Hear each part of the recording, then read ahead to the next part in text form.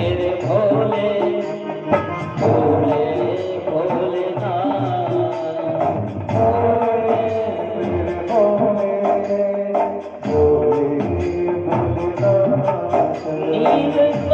नीलकंठेश्वरा सोमनाथेश्वरा, नीलकंठेश्वरा सोमनाथेश्वरा, ओंकारेश्वरा वैद्यनाथेश्वरा, ओंकारेश्वरा वैद्यनाथेश्वरा। वृषभ की सवारी, वृषभ की सवारी, वृषभ की सवारी, आओ त्रिपुरारी, वृषभ की सवारी, आओ त्रिपुरारी, संकट मिटाओ सुनो महादेवा, हे विश्वनाथ हे गौरीनाथ, हे विश्वनाथ हे गौरीनाथ, हे नाथ काशी पति आदिदेवा, हे नाथ काशी पति आदिदेवा, देवादिदेवा सुनो महादेवा, हे विश्वनाथ हे गौरीनाथ, हे विश्वनाथ हे गौरीनाथ। भोले मेरे भोले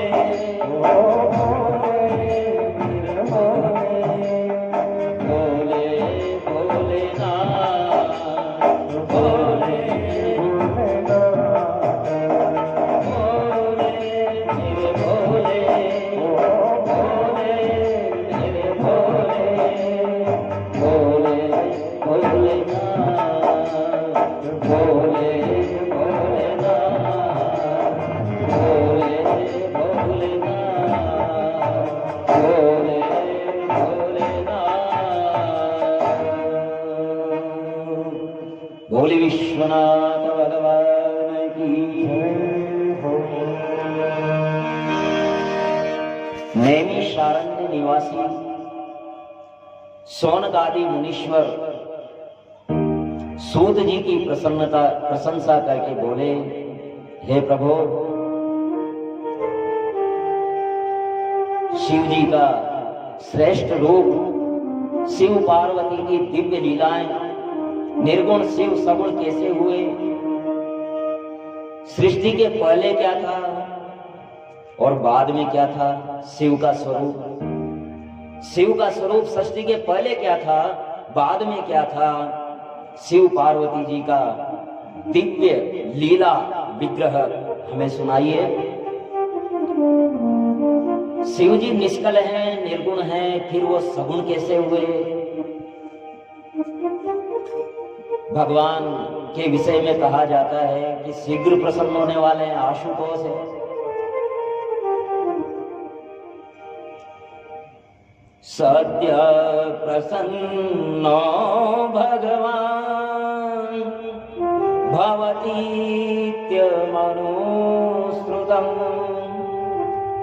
भक्त प्रयासं स महान् न पश्यति दया पर।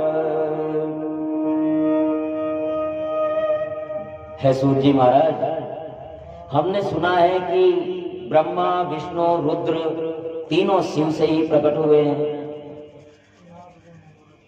तो ये क्या लीला है? साथ ही शिव जी की गृहस्थी भी कहिए। इस प्रकार पूछने पर सूत जी महाराज करने लगे कि तुम्हारी बुद्धि बड़ी शुद्ध है, उत्तम बुद्धि है, लोक कल्याण के लिए तुम ये प्रश्न पूछ रहे हो। और फिर वही बात, आपने जो प्रश्न पूछा वो भगवान विष्णु के भेजे हुए नारद जी ने ब्रह्मा जी से पूछा था। और ब्रह्मा जी ने जो कहा वो मैं तुम्हें सुनाता हूं। शौनकादिक ऋषियों ने पूछा कि विष्णु के भेजने पर नारद जी ब्रह्मलोक गए। नारद जी ने फिर कहा ये कथा क्या है? सूत जी महाराज कहने लगे बहुत लंबी कथा है, तुम्हें पता लगेगा शिव जी की माया क्या है। एकस्मिन् समये विप्रा नारदो मुनिषत्तमा ब्रह्मपुत्रो विनीतात्मा तपोर्थं मन आददे। एक बार नारद जी महाराज हिमालय में घूम रहे थे और हिमालय की तो कण कण का ऐसा महत्व है हिमालय का कि वहां जाते ही कितना ही दुष्ट व्यक्ति होगा वो संत बन जाएगा। ये हिमालय के वाइब्रेशंस जो होते हैं ना, हिमालय का वाइब्रेशन है ऐसा, वहां की तरंगे ऐसी है कि आदमी स्वतः ही संत बन जाता है। नारद जी हिमालय में घूम रहे थे, हिमालय की वादियों में शिवोहम कहते घूम रहे थे। वहां एक गुफा नजर आई और उस गुफा को ऐसा वातावरण लगा उनको कि चलो यही आनंद करते हैं। ओम नमः शिवाय, ओम नमः शिवाय, ओम नमः शिवाय, ओम नमः शिवाय, ओम नमः शिवाय, ओम नमः शिवाय, ओम नमः शिवाय, ओम नमः शिवाय, ओम नमः शिवाय, हमारा भी कल्याण हो जाएगा। सब उच्चारण करें। ओम नमः शिवाय, ओम नमः शिवाय, ओम नमः शिवाय, ओम नमः शिवाय, ओम नमः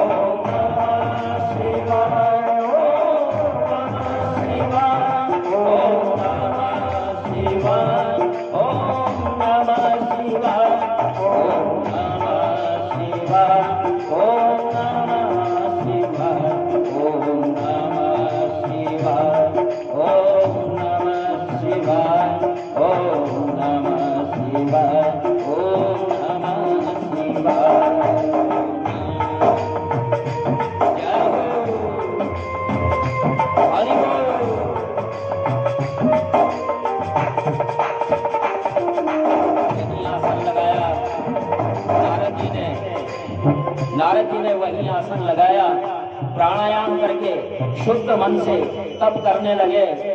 अखंड समाधि लग गई और इंद्र घबरा गया।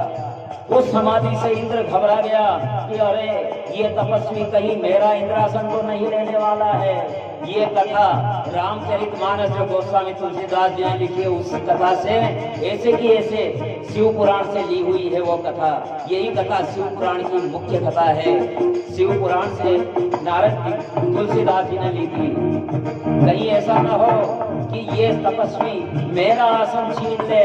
और इंद्र घबरा गया और तब वो अपने कामदेव को बुलाता है, अपने मित्र को, और नारद जी की तपस्या से त्रिलोकी तप्त होने लगती है। चारों तरफ ये तरंगे उठने लगती है।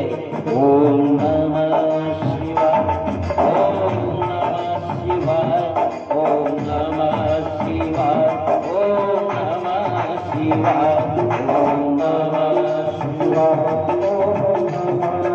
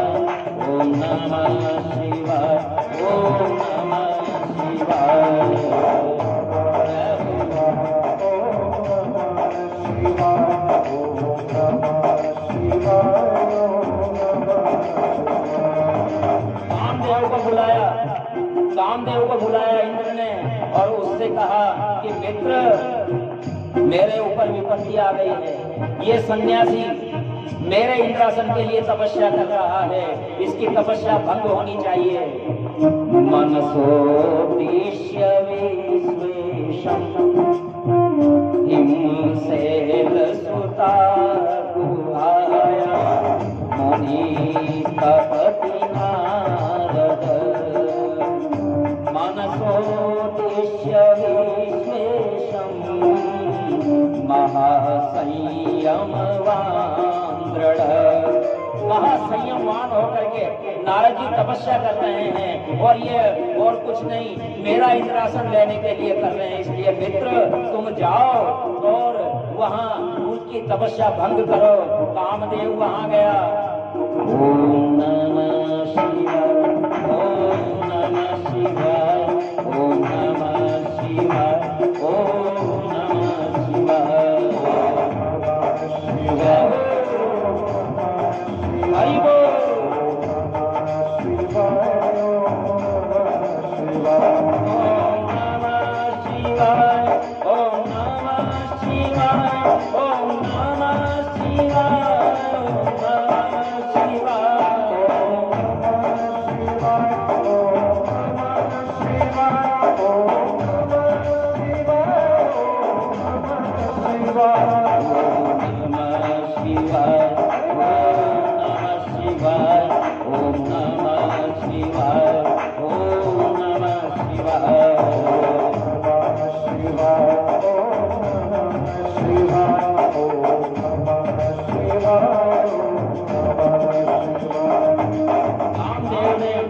वहां पहुंच करके अपनी माया फैलाई, अप्सरा आदि मोहिनी डाली, किंतु नारद जी पर ये निष्प्रभावी हुई।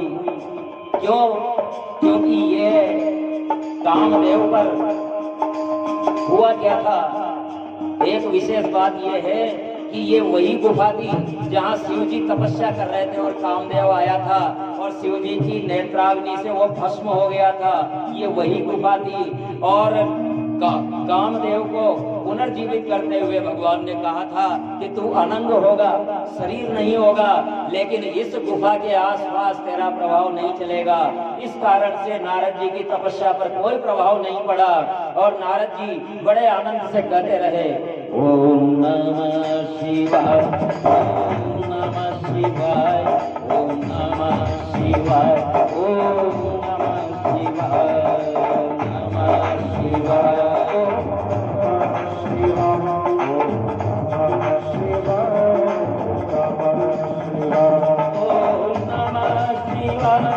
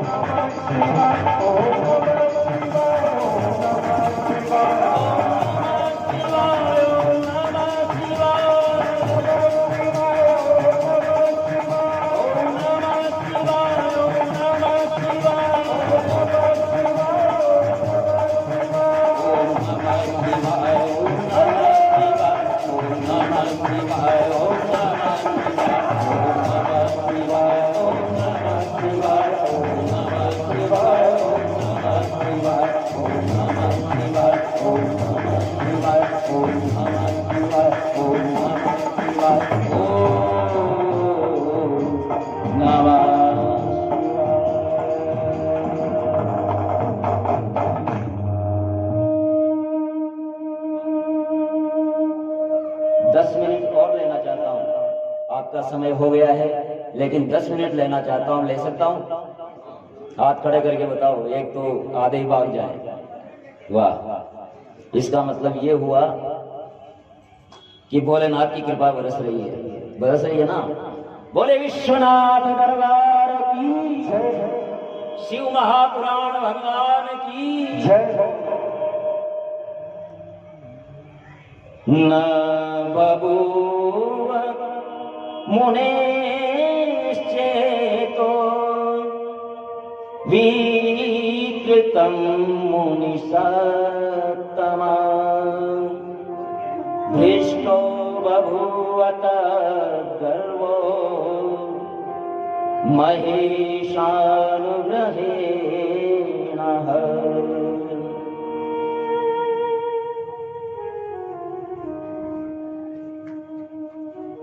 वहां तो भोलेनाथ की छत्र छाया थी।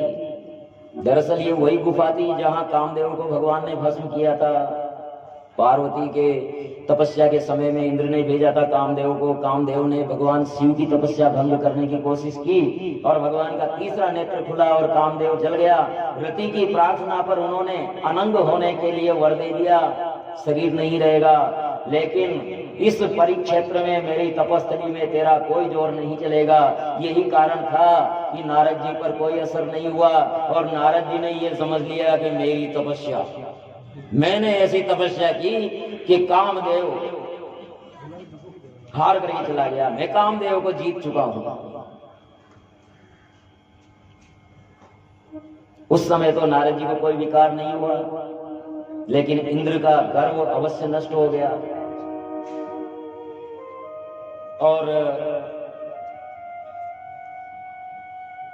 विस्मितो भूत सुराधीश प्रशंसात नारदं, तद्वृतां तानभिनोहि मोहिता शिव मायया। इंद्र बड़ा विस्मित हुआ, इतना महान पुरुष, मेरे इतने प्रयासों के बाद भी इनकी तपस्या भंग न हुई। बहुत काल तक वहां ध्यान लगाए रहे नारद जी और अपनी तपस्या पूर्ण समझ करके तपस्या को विराम दिया। अब नारद जी को पता लगा, अरे मैंने तो कामदेव को विजित कर लिया, कामदेव को जीत लिया मैंने। कामाजयं निजं मत्वा, मैंने कामदेव को जीता।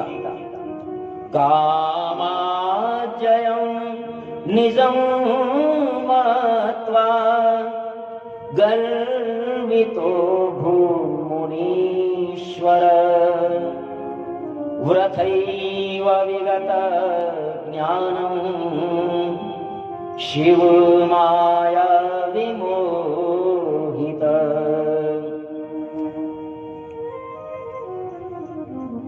मैंने काम को जीता। नारद जी के मन में गर्व का तरु उग गया। इतनी तपस्या की, इतने बड़े भक्त, गर्व का बीज पड़ गया। इसलिए धन्य है महामाया, शिव की सांभवी माया धन्य है।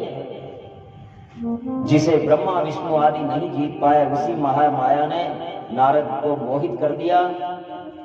अभिमान से कैलाश जाकर के अपनी उपलब्धि बताई। भोलेनाथ ने कहा कि आओ नारद जी आओ। नारद जी ने कहा हाँ महाराज भगवान आया हूं मैं। और कहां थे? अरे हिमालय में था, एक गुफा में तपस्या की मैंने। बहुत लंबे समय तक तपस्या की, कितने सालों तक की मुझे खुद को भी पता नहीं है। लेकिन कामदेव आया था और मेरी तपस्या भंग करने के बहुत प्रयास किए, लेकिन मैंने जीत लिया उसको। मैंने जीत लिया। अगर वो ये कहते हैं कि आपकी कृपा से जीत लिया तो भी बात थी। मैंने तपस्या की और मैंने कामदेव को जीत लिया।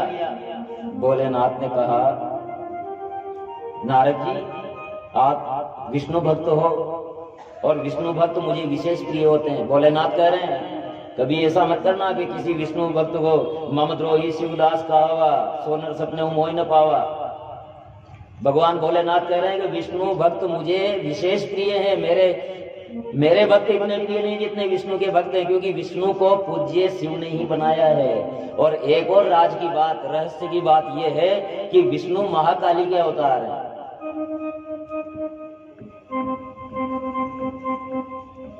चलो अभी विषयांतर हो जाएंगे, फिर कभी लेंगे इस विषय को। तो विष्णु भक्त मुझे विशेष प्रिय है, इसलिए मैं तुमसे कहता हूं नारद जी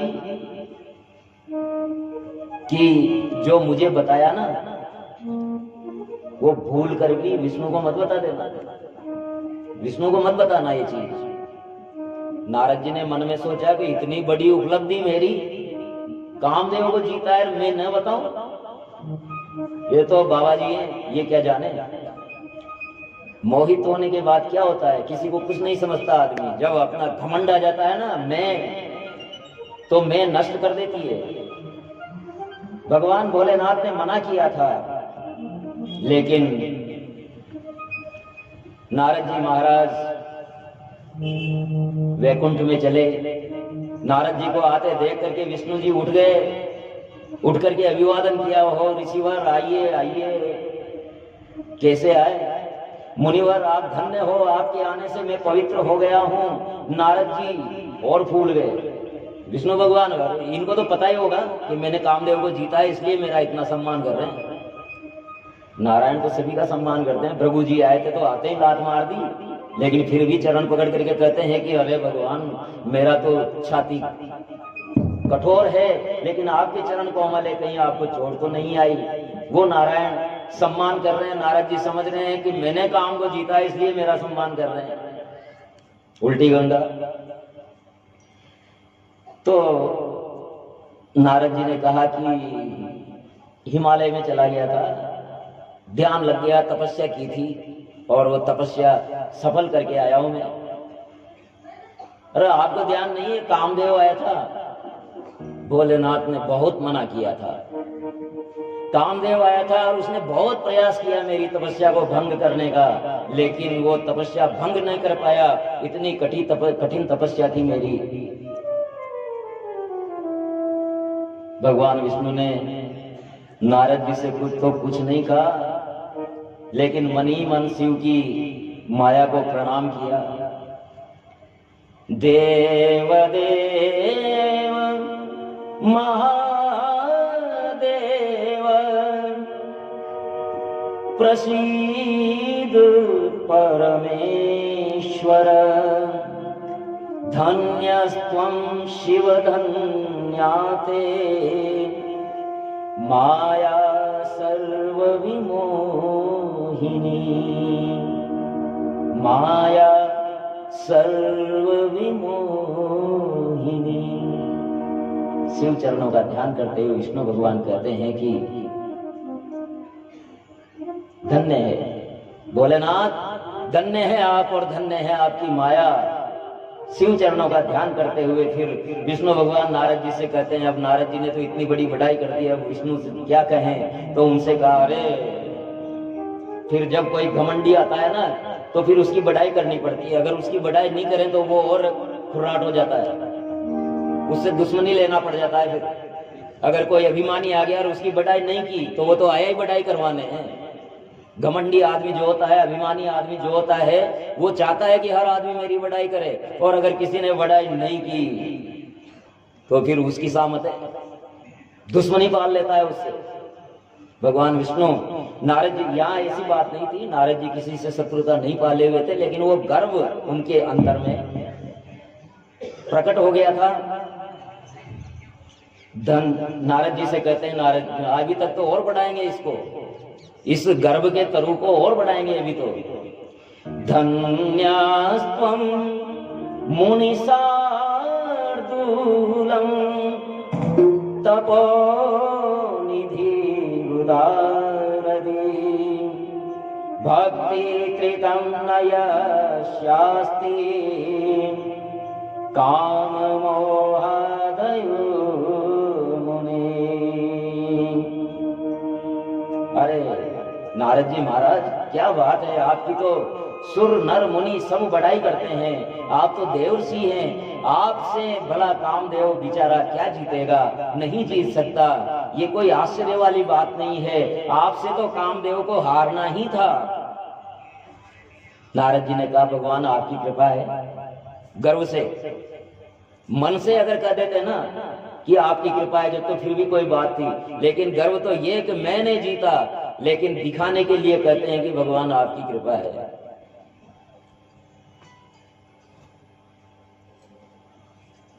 और नारद जी महाराज वहां से प्रणाम करके निकले।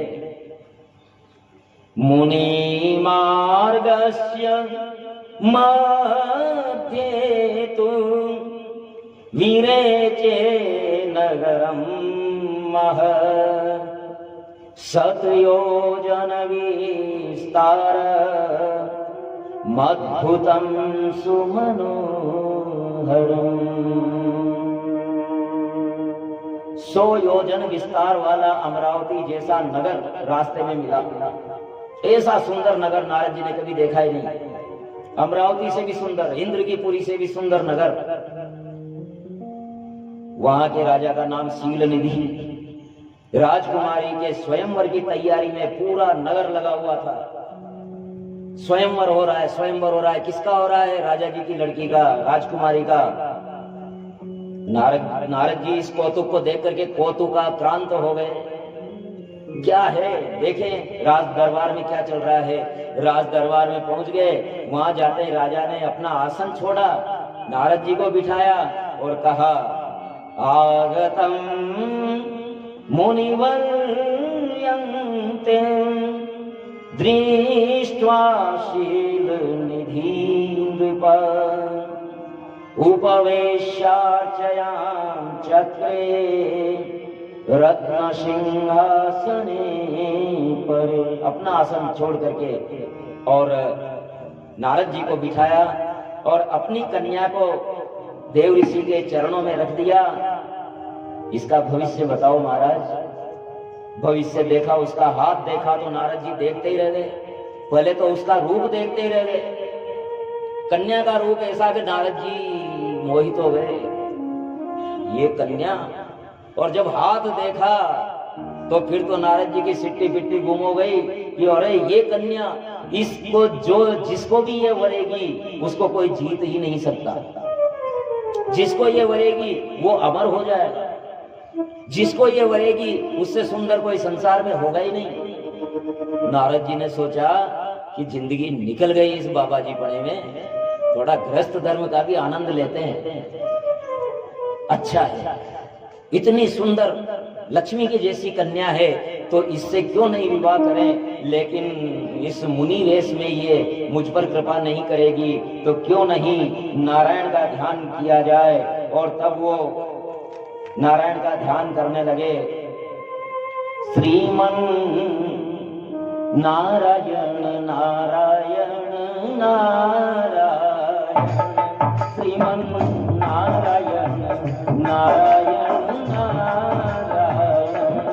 बद्री नारायण नारायण नारायण, बद्री नारायण नारायण नारायण, श्रीमन नारायण नारायण नारायण।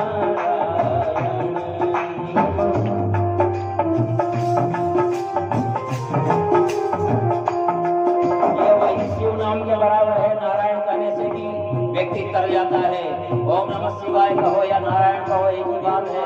नारायण बड़े प्रेम से कहना है।